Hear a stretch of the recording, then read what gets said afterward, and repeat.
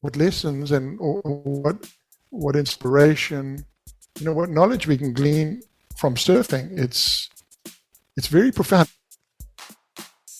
People love the notion of humility with this big ocean. They love the notion of spirituality, of connecting to nature, of the unknown, of the uncertainty, the fear, the perseverance, the resilience, all this beautiful stuff that we don't really learn anywhere else. Sure, tubes and airs are exciting and important, but a calf is like a pure brushstroke emanating from the soul to the heart to the mind and out through the body and board and onto a white embroidery on that expansive and windswept wave face.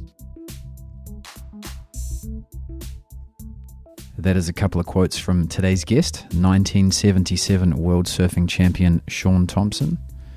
And after Shaun's surfing career, he took a lot of the lessons he learnt into the business world and was very successful there. And Shaun's also a best-selling author, and he's an expert and a master at not just articulating the lessons that we need to take into surfing, but also explaining how the lessons that we learn from surfing can be applied to all aspects of life. Please bear with the glitchy audio in the first 5 minutes, but I know you're going to enjoy this conversation with Shaun Tomson. Thanks for taking the time, Shaun. I appreciate that.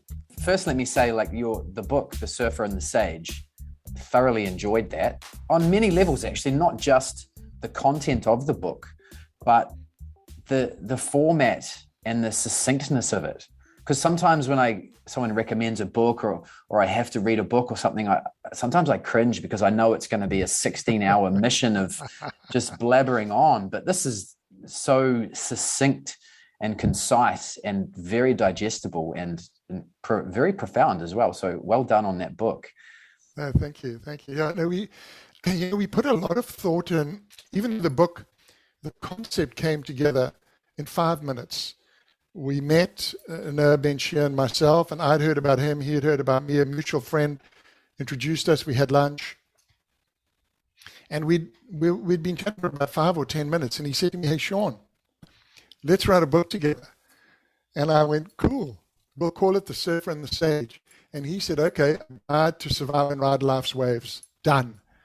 So we had the basic concept dialed in on the spur of the moment. And then when we were conceptualizing the book, like, how's his voice going to work? How's my voice going to work? Because it's complicated, when you've got two people and he has a big following and I have sort of my own particular sort of ride and way and voice. I'd been doing these presentations. I do these virtual presentations. Well, through COVID, I spoke to about, 50, 100,000 people virtually. Through very large companies, PTSD survivors, rehab clinics, schools, universities, some of the biggest companies in the world, some of the best universities in the world. And I'd started out, I'd say, send me a word that describes how you're feeling. And everyone can text me a word, and by insane technology, it all flies into my PowerPoint and it forms a word cloud. So I had a good indication of how people were feeling when we were conceptualizing the book. Like, how was America feeling? How was Australia feeling? How was South Africa feeling? How was Israel feeling? How was Asia feeling? Because I was doing stuff all over the world. And the 4 words were stress, anxiety, depression, and disconnection. So those were 4 big fundamental problems. And the way we thought of the book, okay, well, what we're going to do is we're going to give you a cool perspective, and it's just going to be a guide to help you go from a negative space to a positive space. So that's why every chapter is a negative and a positive, with the negative first being that is for many people, the default. That's what I saw. That's what people had told me. People in all sectors of life. People struggling with addiction, people that have been blown up and are suffering PTSD, university students, high schools, and then the hottest companies in the world, fully employed. So people that weren't we're insecure financially. So that's how we structured it. And then I said to Noah, hey, Noah, because he's a scholar of theology. I said, what's a sacred number for the amount of chapters? Like, what's a sacred number? In Judaism, there's like a mystical offshoot. It's called Gematria, I think, Gematria. And every letter in a Hebrew alphabet is assigned a numeric. So he said, well, let's do 18 chapters. So I said, well, why 18? He said, 8 and 1 is 9, 9 is chai, chai is life. So that was the structure. How simple is that? Yeah, no, I really like that. And it's so important to speak of the negative, because you have to acknowledge and understand the negative in order to, see and understand its positive opposite. Absolutely. You can't just, walk there with, I love optimism. I love hope. I love these concepts of resilience, but underlying them, there's the opposite. And you have to show that, because you can't just not look over there at the darkness. The darker the night, when you shine the light, it's brightest. It's amazing. When you think about light in the daytime, it's diffused. But you shine that light in terms of, helping others, being a mentor, however you want to, loving your family, loving your son, your daughter, your mom, your dad. In the context of darkness, you can make much bigger impact. The bigger the storm, the more insane the chaos. And the further, with a bit of depth and a bit of time, all of a sudden you've got these beautiful waves of communication that we get to play with and push against. But we need that storm in order to get the waves. Otherwise, they're not even there. Yeah. I think you need that. You need that danger. You need that power. You need, you need to have that. So Yeats, okay, you're a New Zealander. Mm-hmm. Kiwi, we all grew up, same post-colonial culture. We all read the same poetry, Oxford Book of Verse at school. So there's a poem, and you would have read it, maybe you forgot it, but we all read it.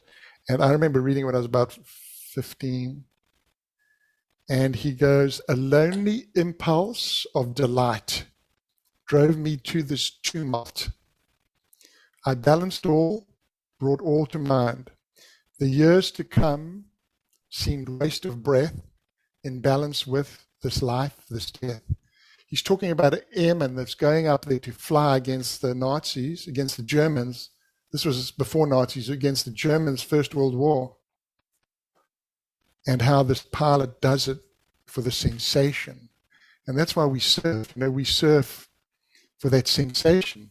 And the greater the risk and the challenge and the size, the better the stoke, the higher the level of stoke. So there is that opposite, like you've identified. So surfers, we understand that balance. You know what I mean?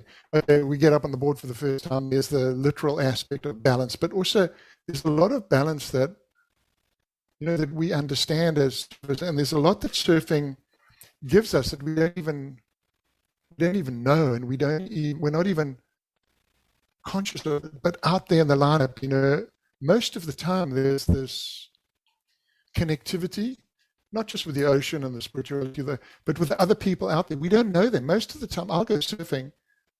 Maybe I'll know a couple of my mates out there, but I don't know everyone. But we kind of get on, there's very seldom fights. Everyone sort of takes their turn to a certain extent. Unless you're in a super crowded condition like the Super Bank, where I'm sure Raglan gets out of control. But generally, there's a decorum. There's a balance. And it's like when we float. It's very... I've actually devoted a big chunk of my career to like looking beneath the surface there, just beneath the surface, to see what lessons and or what inspiration, what knowledge we can glean from surfing. It's very profound. And then I try to to show this and illustrate this to people that have never surfed before in their lives. And let me tell you, they love it. People love what surfing represents. Surfing doesn't represent World Surf League, spinning aerials, big wave surfing at Nazaré. Surfing, that's not how people see it. I mean, in my estimation, and like I speak to more people about surfing than anyone on the planet. People love the notion of humility with this big ocean. They love the notion of spirituality, of connecting to nature, of the unknown, the uncertainty, the fear, the perseverance, the resilience, all this beautiful stuff that we don't really learn anywhere else. I mean, I went to university, I went to grad school. I didn't learn about stuff like that. I learned about differentiation and integration at calculus. I mean, it's like I learned about, Adam Smith and Milton Friedman but surfing, man, it's really taught me about life. Yeah, totally. I mean, I see surfing as more of an art form than a sport. And I think most of my listeners do. I often ask my listeners and my clients as a surf coach, I don't usually train what you might think of as the shortboard rider. And sometimes I'll ask my clients and listeners, who's your favorite surfer? And they actually don't have an answer. They just love surfing because surfing to them is not a sport. It's a lifestyle and it's an art form. People don't know about the sport. People don't know who Kelly Slater is. They don't know who Laird Hamilton is. Maybe they've kind of heard of Bethany Hamilton, the young girl that got her arm ripped off by a shark. But surfing is, people do not see it. Non-surfers do not see surfing as a sport. You're 100% correct. They see it as a lifestyle. They see it as this sort of man against nature, this creative pursuit. And I've always thought surfing is this unbelievably creative pursuit. But I've always thought that professionalism and art form can coexist together and not in parallel lines. Some of the best waves ever written in the world now are written during a surfing competition. And I'm talking about as art. When I see Felipe Toledo, or I see Kelly, or I see these guys, when I saw Kelly at Masters this year, and that is like art with fear. Because there's very few sports that have art with fear, that are not bound by lines. Perhaps snowboarding, skiing. But in surfing, there's like this nakedness. You're naked. You've got a little pair of board shorts on. A lot of the time when you're surfing big stuff like in Hawaii, okay, some other places, wetsuits, but there is this sort of like this, you're vulnerable. And I think in that there is there's a respect for that. There's, we haven't got big crush helmets on and we don't have boots, and it's sort of, there's a vulnerability there that people, I think, are very appreciative about. Yeah, that's a good point. Like even within the competitive nature of the sport of surfing, you still can't deny the art form and the ocean, because you will get humbled instantly. Like in tennis, if you try and hit the ball too hard, what's the consequences? You miss. But in surfing, surfing, it's death. It could be death. You get your brains bashed in. So there is that sort of that like existential element to surfing. Yeah, there's that life and death. Like, Yates Roads, I balanced all but all to mind. The years to come seemed waste of breath in balance with this life, this death. Yeah, it's very profound words that I think have this application to surfing. But it's so funny that we're talking on this on this subject, because I wrote something today. I love posting on LinkedIn and Instagram. I love posting just my thoughts. It's so cool. Sometimes I can send something. I wrote something about my dad the other day. beautiful piece about my dad on Father's Day, and it went out to like over 300,000. They've got 300,000 interactions. So it's so cool that most of them are from non-surfers, because LinkedIn is not really a site that is. I mean, certainly there are a few surfers on it, but on Instagram too, you can get very, very cool interaction. And in terms of the vulnerability and nakedness, I read this. I've always thought that the true test of a surfer's ability is how he or she carves on that long, fast, perfect wall that stretches out endlessly into the future. The unending wall at J Bay reveals all. Talent, style, creativity, commitment, rhythm and flow are all on display, with nowhere to hide any deficiencies. J Bay is a wave that's easy to ride, but a wave that is hard to ride well. It's a truly magnificent wall stretched out infinitely by a hard southwest wind, magnifying one's speed. And when you lay down that rail on the bottom turn, it is the longest carve of your life. Sure, tubes and airs are exciting and important, but a carve is like a pure brushstroke emanating from the soul to the heart, to the mind, and out through the body and board and onto a white embroidery on that expansive and windswept wave face. J Bay reveals who you are as a surfer. It lays your soul bare as you look for that pure line. I love that. It's so much fun to do this, and I get stoked doing it, and the crew out there in the ether, hey, they write to me and they get stoked, and the guys and girls and people that have been, maybe someone's going through a tough time, and when you do your webcast, there's going to be someone that's listening to something you say, or one of your presenters saying, it can have a fundamental impact on where they are right then. Like, people will say, hey, Shaun, I needed this today. And it just makes you feel good. You know what I mean? Makes you feel, makes you feel good. Makes you feel connected, just like the carve. Like you, if the feeling of performing a carve like that is, if you're not present, it won't happen. So you have to be 100% present, and everything that led up to that, the drive there, the suiting up in the cold, the paddle out, the mistimed paddle out that you had to paddle out again, like this, and just for that one moment, that carve. But there's so much, we're so fascinated by that feeling in surfing. Let me ask you, how would you describe your relationship with the ocean, and how has it evolved over time? Wow.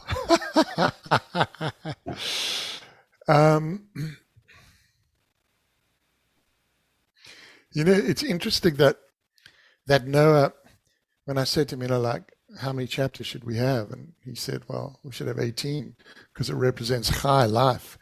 And for me, it's been that constant in my life. And my earliest memories of being in the ocean and learning how to body surf, and then we had these like rubber, they're called surfer planes, and we had these little wooden boards, and then I got my first little 4'6" belly board, and that's when I first stood up for the first time. And they talk about animals when they're born, they imprint on their mothers or their parents.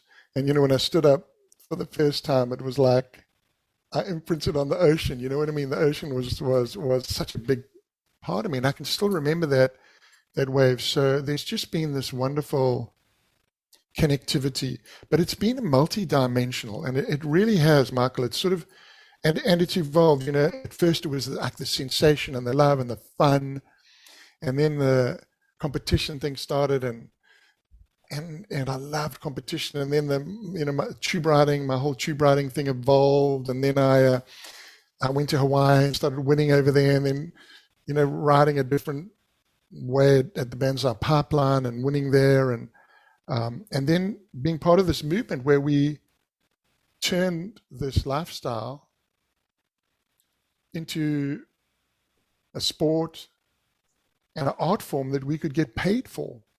that in some ways captured the imagination of millions and millions of people around the world. And then surfing pushed me into business, and I started my first brand Instinct when I was 23 and started sponsoring like Barton Lynch to a world title and Tom Carroll to 2 world titles and all these other great athletes that I helped and I think in many ways mentored Dave Parmenter and Greg Anderson and just so many Michael Burness, all these great athletes. And then as I wound up and then getting involved in the environmental movement, getting involved with Surfrider Foundation, becoming the first member in '84, the first pro surfer member, the first ambassador. And surfing just led me down these paths and then led me. And when we left South Africa after I retired and sold Instinct, led me to Patagonia. I'd never even heard of that company, I never even heard of it. I ended up working for them for a couple of years and had the most amazing time working for Yvonne Chenard and his wife Melinda and learning so much. And then my wife and I starting another business that was aligned with surfing, and then we located it right across the road from Rincon. And then the guy who phoned me up when Surfrider Foundation was starting to ask for my help, phoned me up and he said, "Hey, Shaun, Rincon's facing a challenge. I want you to give something to kids to inspire them." And I wrote Surface Code, this little 12-line code, and I will always paddle back out. I'll never turn my back on the ocean. I'll take the drop with commitment. Something super simple. And that turned into a book and turned into a speaking career and more books and workshops and programs. And it's all been surfing. But the wave has changed. And okay, now I don't, when I used to paddle out, I wanted to ride the best wave I could ride. The best wave, every time I stood up, I wanted to ride at my best. And I wanted to surf it to the absolute max, every wave. And this was until I was about 60. And then it evolved. So now I just want to take off and have a good one. That's enough for me just to have that sensation. I don't have to be the best guy in the lineup anymore. And so, the competitive aspect, and when I say competitive, I don't mean competitive as in competition. I mean competitive as in competition with self. Because we've got, as I've learned over the last 15 years since I've been doing that, we have 2 fundamental purposes in life. And this is not some deduction that I've made. This is an observation I've made from seeing, I don't know, over 1 million lines of code from people. What do they write? When they write their 12 lines, what are they going to write? Because the brief is, I tell a few interesting and I think exciting, uplifting, inspirational stories about the development of the code, about commitment, about perseverance, and about connectivity. Those are the 3 principal stories. Sometimes I'll talk about creativity and innovation. And then everyone writes a code. I go, okay, you got 15 minutes, 12 lines. Every line beginning with "I will." Make a commitment.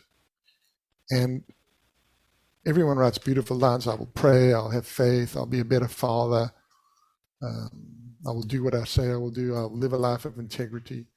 That's about I will be better. So the one fundamental purpose in our lives is we want to be better. We want to be better today than we were yesterday. We want to be better tomorrow than we are today. That's what drives us. That's our mojo. We want to be better. And then the other aspect, and what everyone else writes, when they write their 12, sometimes it's 50-50, sometimes it's more to the one side. But the other one is I will help others be better. So we want others to be better too. We want to help them on their path. We want to be I will be a mentor. I will give back. I will donate. So it's beautiful to see the kind of unanimity of humanity. Because in America, I don't know what it's like in Kiwi land, but in America you have a valley. You've got the Republicans on one side of the valley, you've got the Democrats on the other side of the valley. And there's this space in between that's filled with hatred and unkindness. And I try to build a bridge and show people, man, listen, we've got the same values. Yeah, I love that. I'm wondering, like, I had a discussion with Donald Brink, a fellow South African. He's a surfboard shaper in San Clemente.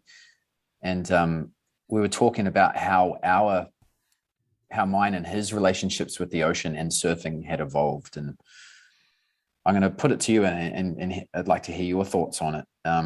Because initially, when I was younger, I was obsessed with surfing. Like it was an obsession, and I would almost describe it as maybe too obsessed, and maybe surfing had like this grip on me.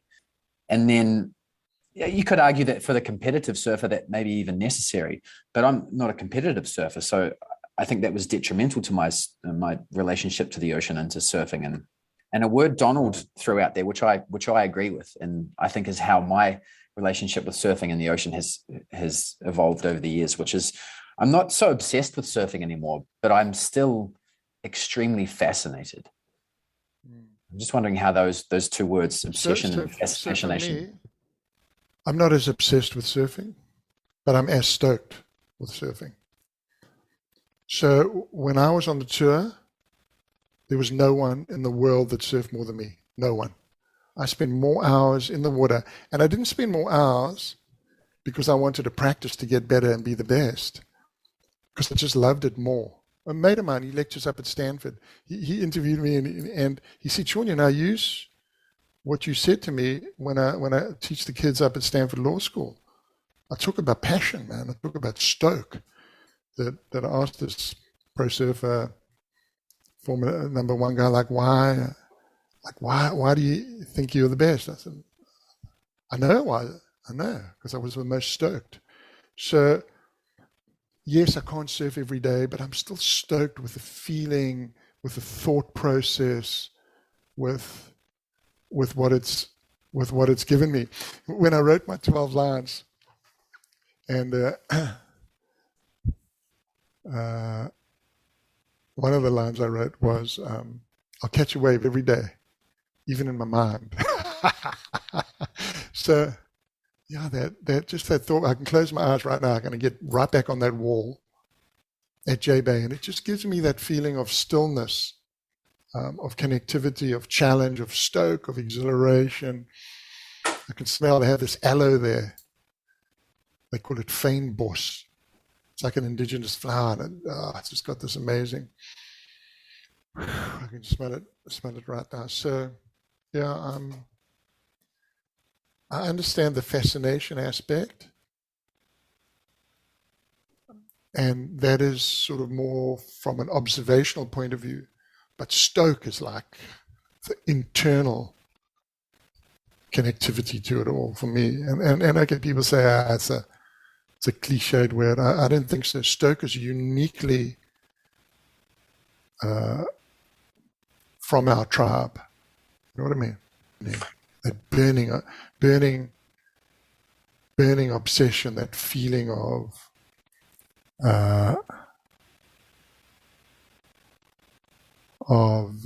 just fire, exhilaration, power.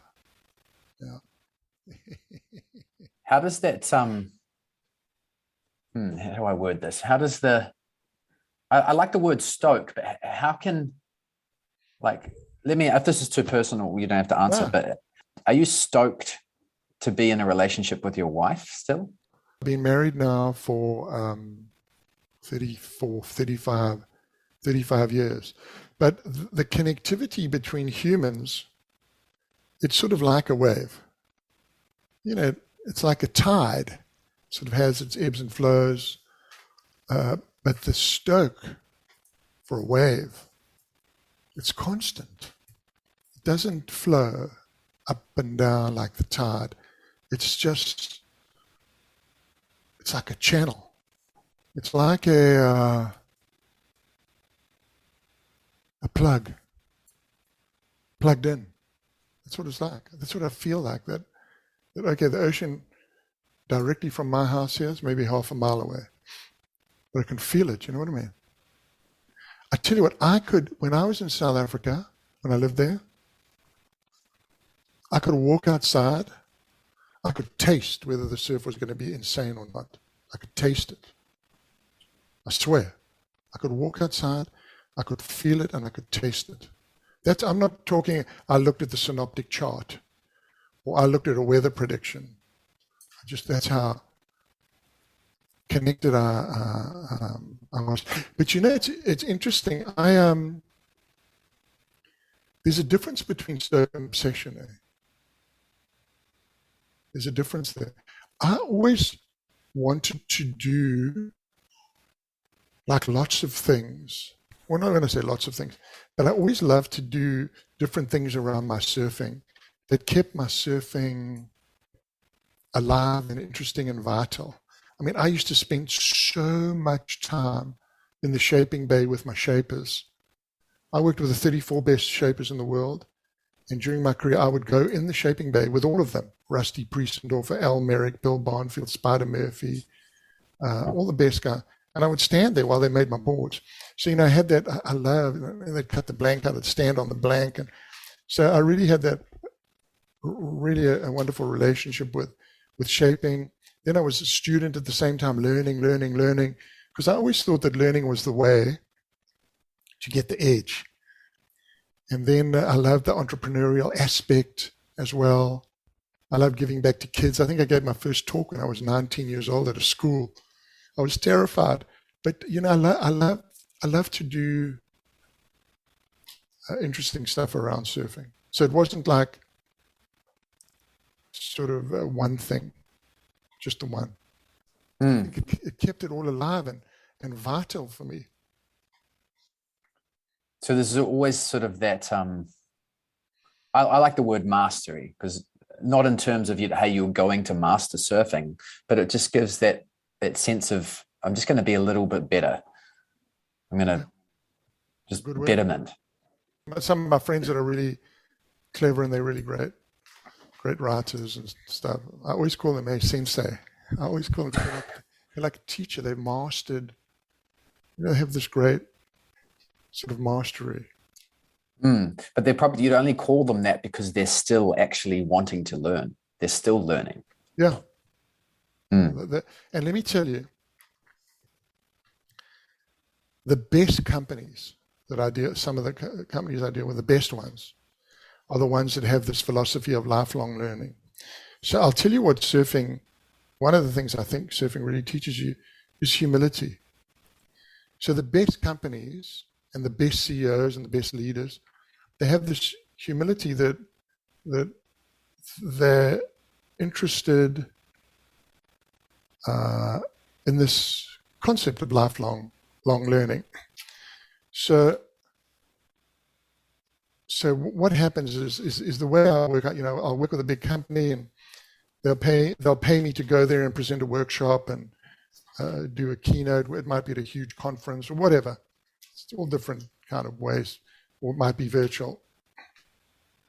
So every time I do a paid speaking engagement, I'll do a free one. So I'll do a free one for a school, university, rehab clinic, community, whatever. I just like to do a free one as well. So I remember a few years ago,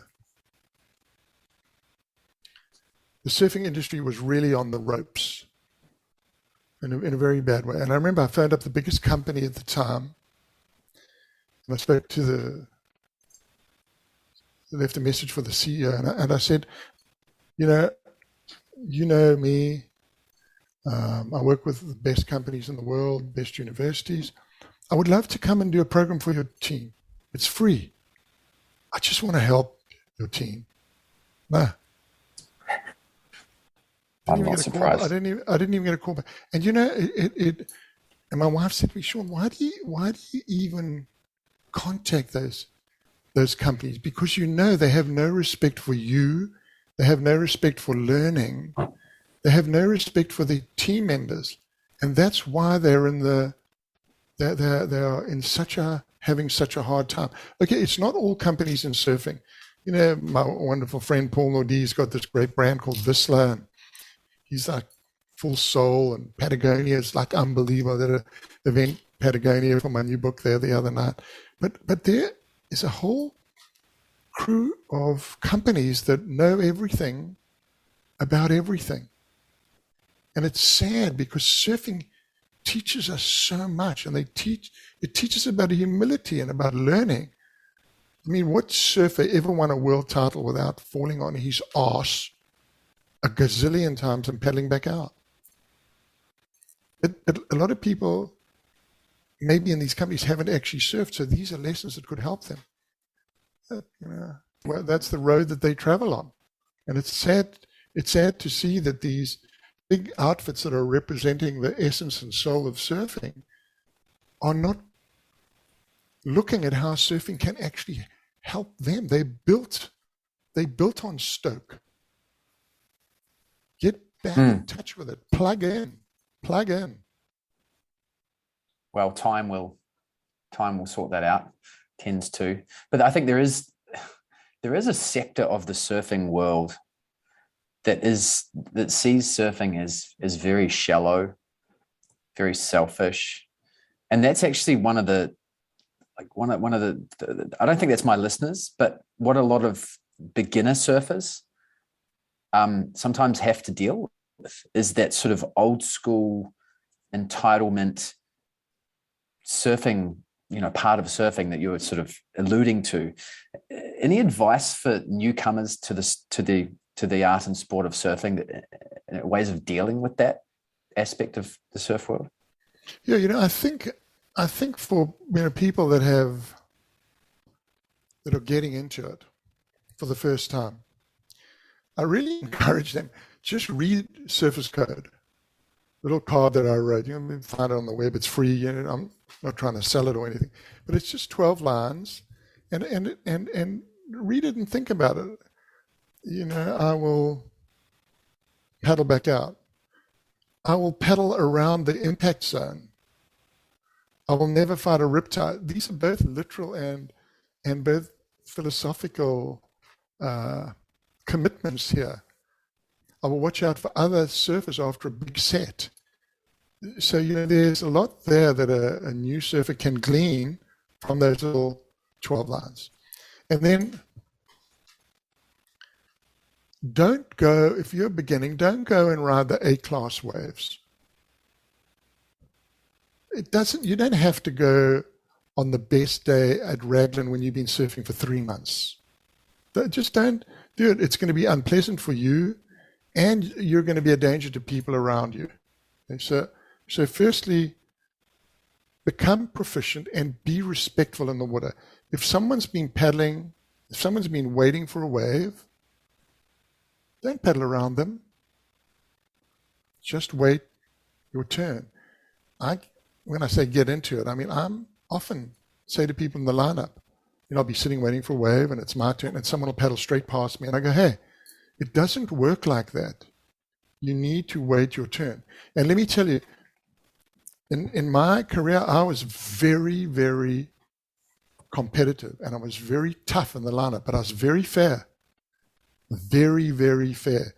If someone was sitting there waiting for their wave, I wouldn't just paddle around them. Maybe if they were sitting 25 yards or 20 yards out of position, I'd go up to where the position was. But if they were sitting on the button, it was their wave and then it was my wave. But when it was my wave, it was my wave. If someone tried to back paddle me, I would go not just because it was I would go out of bloody principle, because that's not how it works. Where I grew up at the Bay of Plenty in South Africa, if you paddled around a guy who was sitting waiting for a wave, you instantly got a flat end. It was just gnarly rules. Everyone waited in line and they waited their turn. And these are all like top surfers. So there was decorum in the lineup. Everyone was respectful of each other. No one dropped in ever. So for beginners, don't paddle around the back of someone. Don't drop in. Wear a leash. Paddle around the impact zone. Read the Surface Code. There's a lot of good stuff up there. Let me go back to Thanks for that. But let me go back to the word stoked. What is it about surfing that keeps you stoked? Is it what you were describing before, like the anticipation of the feeling of that turn or a tube ride? Yeah, the anticipation's got a lot to do with it. I think the unpredictability and this notion that you're not actually going to get exactly what you want. It might be better, it might be worse, but it's not like at 3:00 we're going to go and we're going to have a go. It's I think the uncertainty. You know what I remember reading an article years ago, and this uncertainty gives it more allure, makes it more attractive. If you know what you're going to get every time, it's not as exciting. Do you know what I mean? You don't know the outcome. You don't know the outcome. And for me, every time I go surfing, when I walk down the beach, or I walk up the rocks, whatever, and I got my board, and there's that time you do that little like jump. The wave comes to you like do a little jump over the wave, and you sort of go airless, and then you land and you float down, then you float up again, and then you got the horizon. You got that open horizon. That's magic. I love that. And that to me represents the allure, the hope, the anticipation, like what's coming, the next wave. So even before I've caught a wave, there's that feeling. And then that one arm over the other, that feeling of stroking out there, and then there's paddle out of the lineup, and there's a guy there, and you sit here and you move around, and then you get that paddle, and you leap to your feet. And I leap to my feet, and it's like I'm 9 years old again at the Bay of Plenty on my first ride. Does it ever feel sometimes intimidating? No, I've never felt. Oh, I felt intimidated once. The WSL are having the first event ever at the wave pool, Kelly's wave pool. It's called the Founders Cup. Mm. They've invited the 6 founders of pro surfing. Named the event after us is Rabbit. There's Mark Richards, Simon, PT, Ian Cairns, me, 6 of us. That's 6. We're going to have a go. So they got the top 16 surfers in the world sitting there, and they've gone, okay, Shaun, Rabbit, Emma, you're in the water. Now, Rabbit and Emma have ridden the wave. I've never ridden the bloody wave before. And I've been watching it. I've been watching Joel and Mick, wiping out, purling. I'm going, geez, how can these best guys in the world purl and wipe out? Of course, Kelly never wipes out because, he created the wave. So I'm sitting there, and the first wave is going to come through, and it's sort of like a gentleman's agreement. So I'm sitting there with Mark Richards and Rabbit, my 2 greatest rivals. So the first wave is going to be a left. I go to MR. You want the first one, MR? He says, I'm not effing going left. And I go, hey, Bugs, you want the next one? He goes, I'm not going effing left either.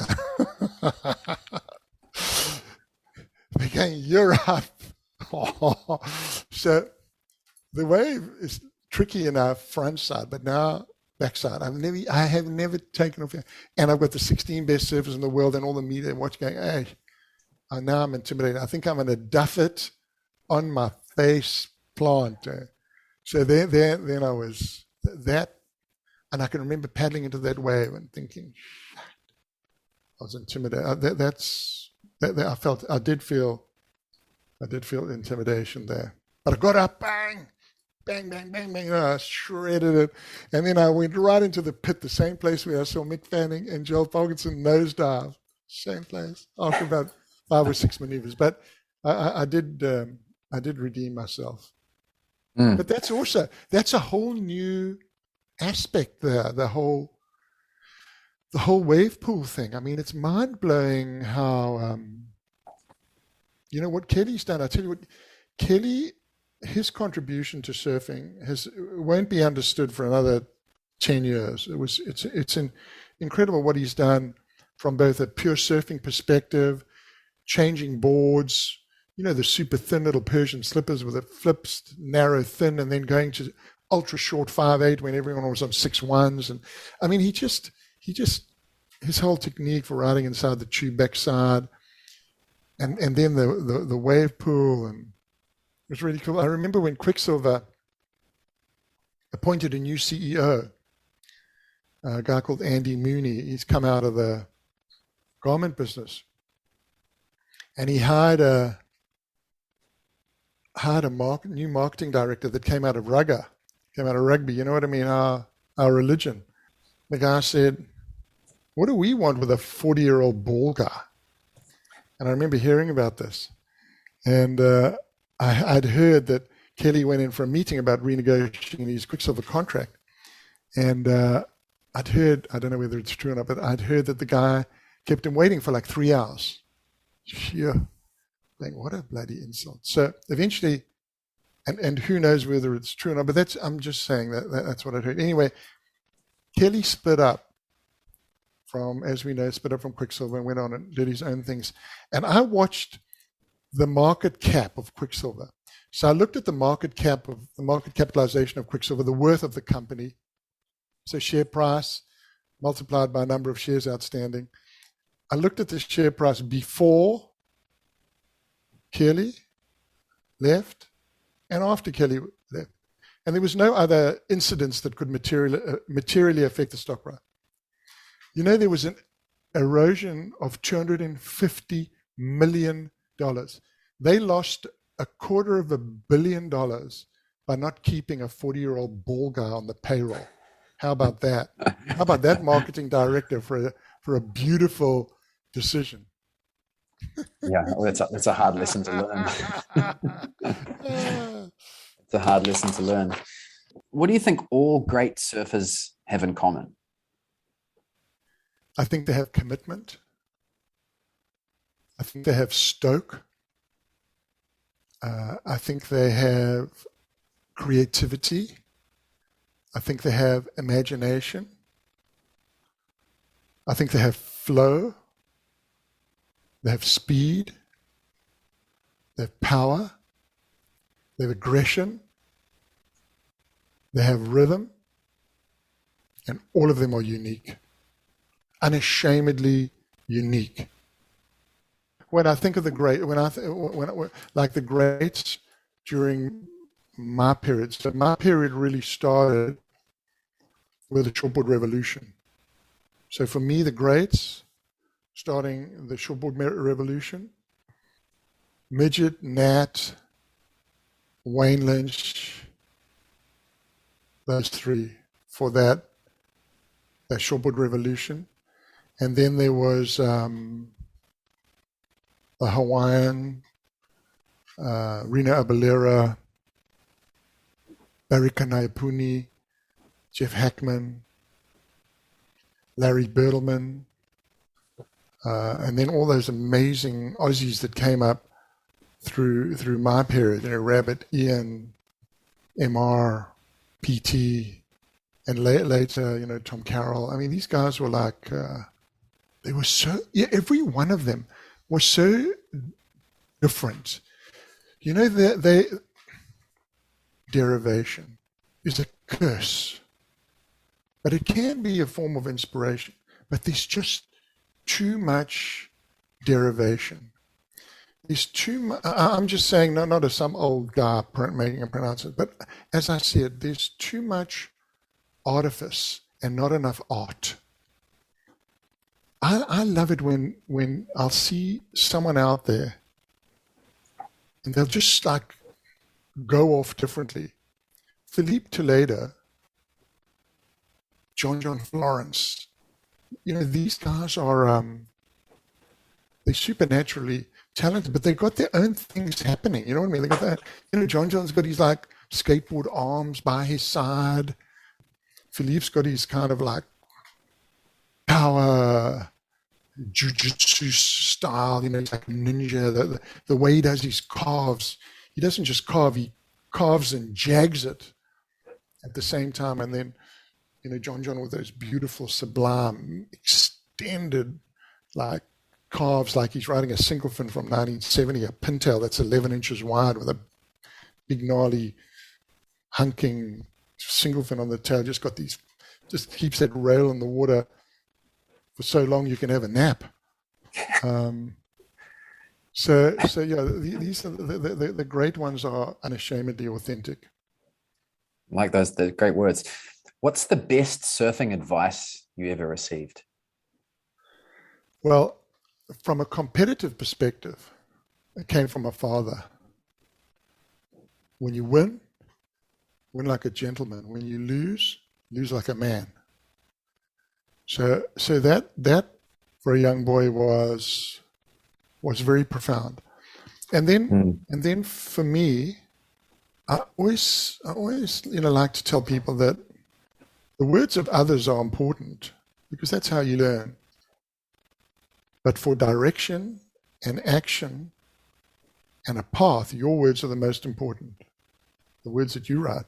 So when I wrote Surface Code, and I've spoken about it so much, and it's very dear to my heart. I carry it around with me in my wallet.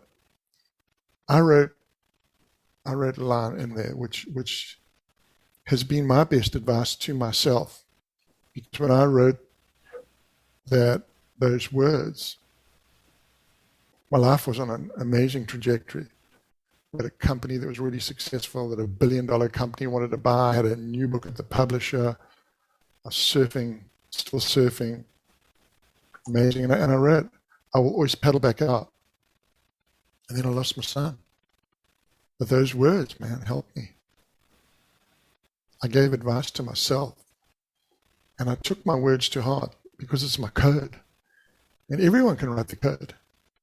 And their words will help them out of dark times. I will guarantee you that. I will promise you, I will absolutely unequivocally state, if someone spends 20 minutes and they write the code, 12 lines, every line begins with I will, those words that they write, their words, your words, that's the key. Finding the light to turn on in dark times, I'll tell you that. It's helped hundreds of thousands of people. And it's open source code. So anyone can use it any way they want, and it's not going to even cost them 1 cent. 12 lines. Every line begins with I will. Write your code.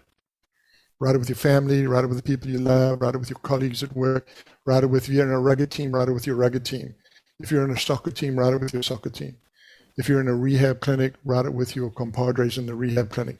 If you're in a group of PTSD survivors, write it. If you're in a university group, write it. If you're a C-suite of a company that's a $30 billion company, get the C-suite together, write it.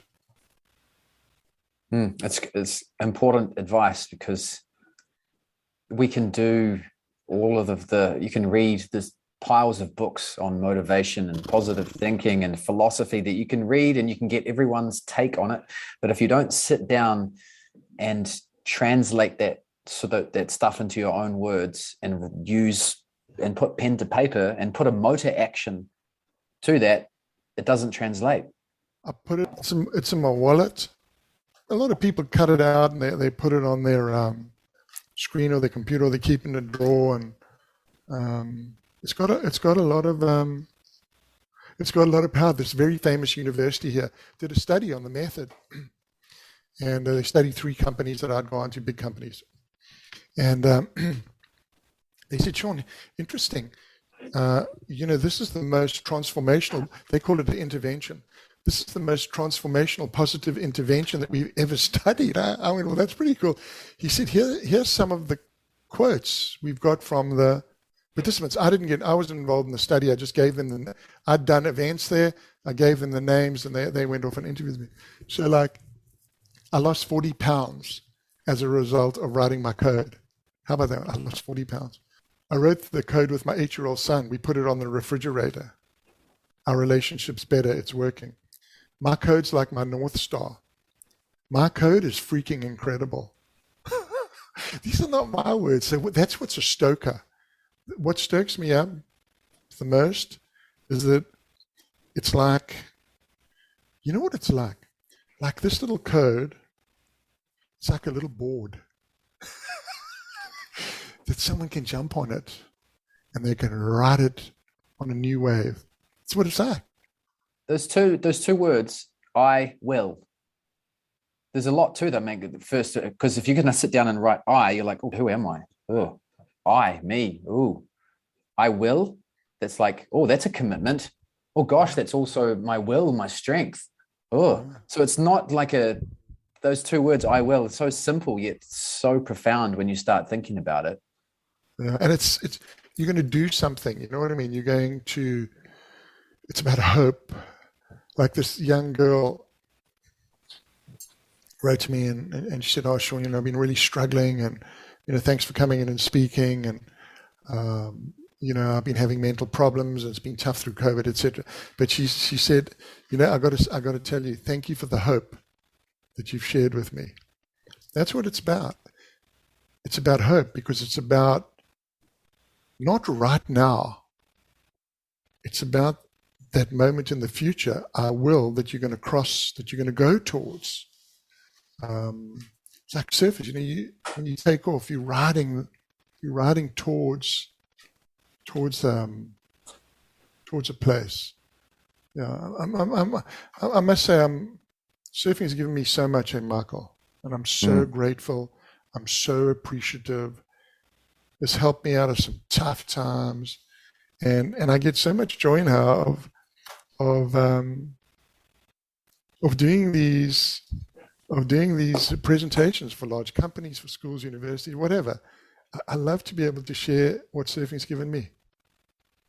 Let me just acknowledge you, Shaun, for your vulnerability, your tenacity, your innovation, and your numerous contributions in not only the surfing world, but now, within the inspired leadership and, philosophical and psychological worlds that you're doing now. So thank you for that.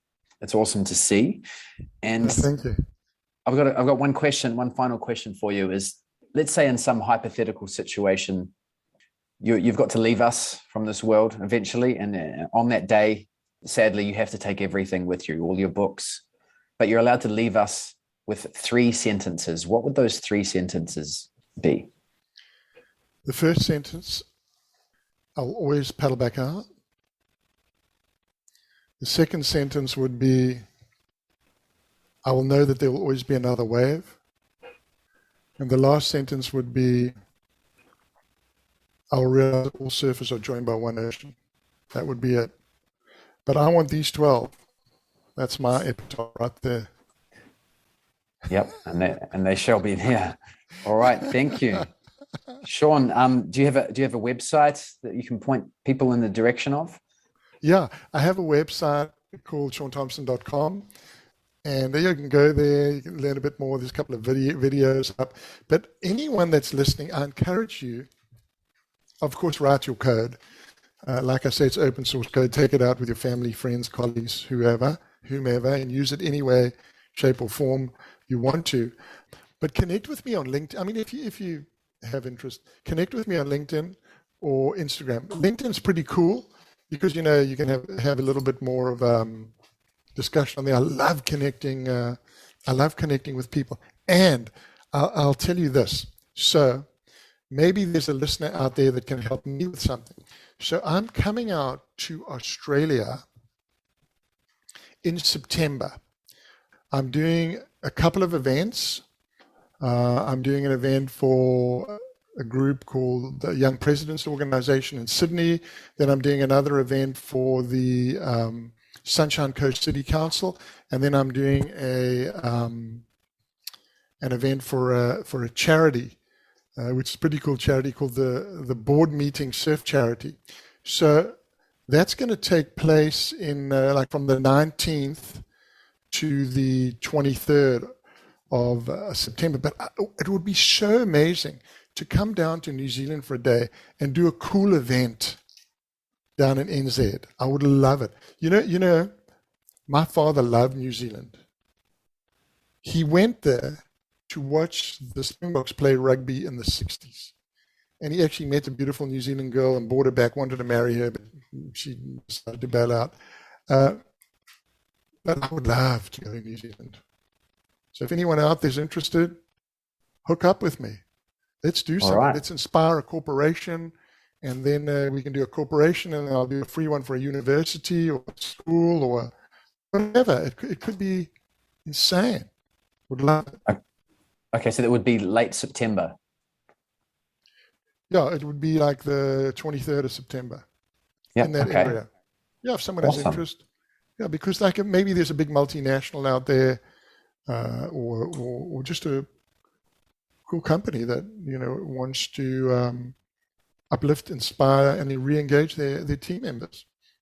Gosh knows we need it here in New Zealand at the moment. So some inspiration. Everyone needs it, man. Everyone's been having a tough time. It's you got that wonderful. I'd love to meet her. That wonderful Prime Minister of yours. Yeah, aim high. I'll send Jacinda a text. Yeah, no, she's a cool woman. She's she's definitely one of the top 10 leaders in the world at the moment. I will put links to all of your stuff in the show notes for those listening. And again, thank you so much for your time. Michael, and great for the work that you do. I'm stoked. And thanks for connecting, and thanks for having me. I really appreciate it. And hopefully, who's ever is out there listening, that you got something out of it. Thank you. Yeah. Thanks for having me. Sean. Thanks for listening. Thank you so much for tuning in.